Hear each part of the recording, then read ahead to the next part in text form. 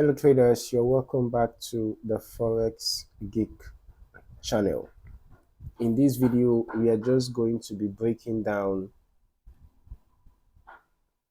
a clean, high probability crypto trading strategy. And you can apply this strategy across any major cryptocurrency, be it Bitcoin, Ethereum, or other altcoins. Now, let us just jump straight in, okay? This strategy is all about combining market structure, momentum confirmation, and smart trade management. So it works well for both short-term and swing positions, depending on your time frame of choice. The first step when using the strategy is to identify the trend. Okay, I am going to recommend starting on the 4-hour time frame. All right, to start on the 4-hour chart, the first thing to look for is market structure. All right, you have to identify if we are in an uptrend or a downtrend. And well, from the look of things, we are in a downtrend, right? So if the price is making higher highs and higher lows, for example, what we had here, in that scenario, we were in an uptrend. We are in an uptrend here. But now we are in a downtrend. You can see price has already gotten rejected around this resistance. So once you have identified the market structure, you proceed to add in the 50 EMA and 200 EMA. All right. So we're going to be adding the 50 EMA and the 200 EMA. Let's just use the ribbon. Change this to EMA. Change this to EMA.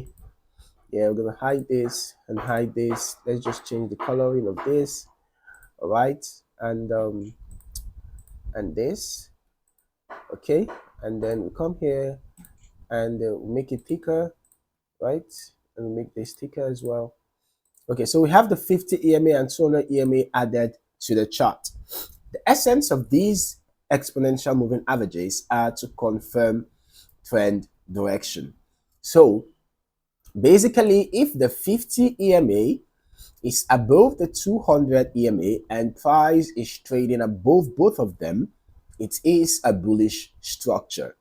On the other hand, if the opposite is true, when the 50 EMA is below the 200 EMA, then you have a bearish structure and you should be looking for sell setups. All right. Now, the next thing to do is to mark your key levels, identify support and resistance zones where price has reacted in the past.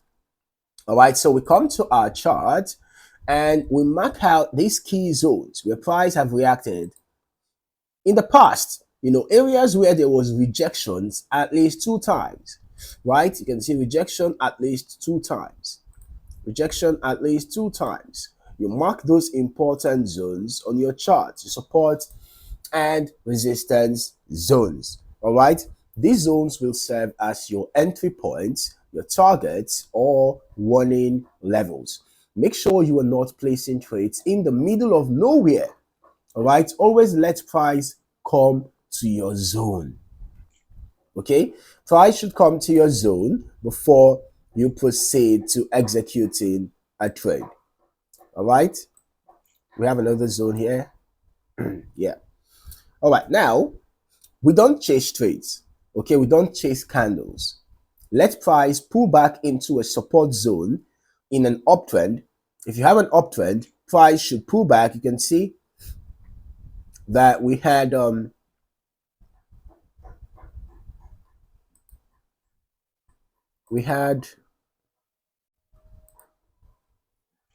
okay, I'm just trying to point out something real quick. Okay.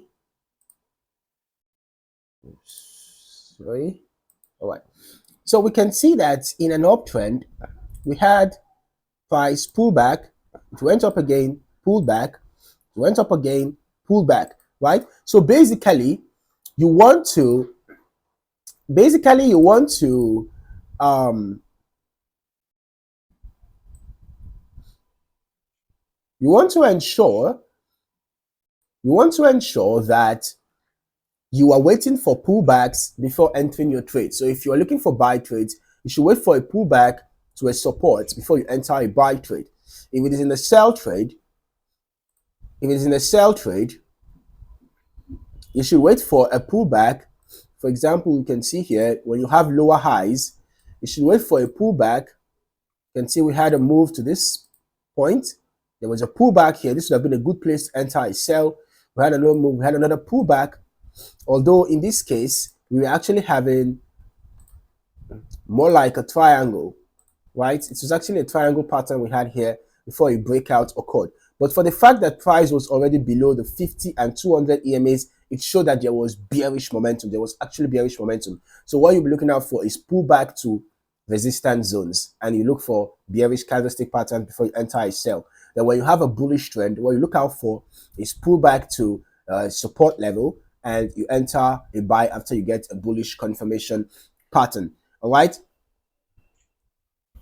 Now you also should confirm with a momentum indicator. For example, you can decide to add RSI to the chart, all right, with a 14 setting. Just ensure that the length is set to 14.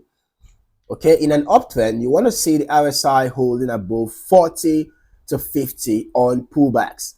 Okay, so if we're looking for an uptrend, an actual uptrend, like this, we had an uptrend here, right? You can see that the price was moving above the EMAs, the 50 and 200 EMAs. And you can see that there was an upward move here. There was a retest of this support, and we had another impulsive move. Another impulsive move to this point, right? So now, once you have a pullback, remember, it's a step-by-step process. Price should be above the 50 EMAs and the 50 and 200 EMAs. Secondly, you should ensure that price is testing a support zone if it is in a buy trend. And then thirdly, you ensure that there is a pullback, right? They should pull back towards that, key level, and then a continuation pattern. Then you confirm with your RSI for a buy trend. RSI should be within the 40 to 50 levels, all right, trending upwards.